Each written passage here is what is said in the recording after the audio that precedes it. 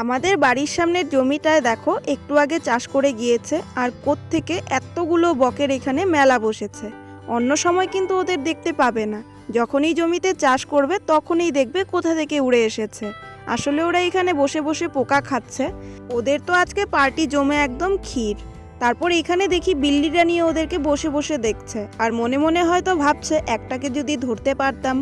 আর এখন তো জলপাইয়ের সিজন, এখানে মা দেখো আচারের জন্য কিন্তু জলপাই রোদ্রে দিয়েছে। গতবার তো আমাদের একসাথে অনেক ধান সেদ্ধ করে রেখে দিয়েছিল, আর ওইখান থেকেই অল্প অল্প নামিয়ে মিল থেকে ভাঙানো হয়।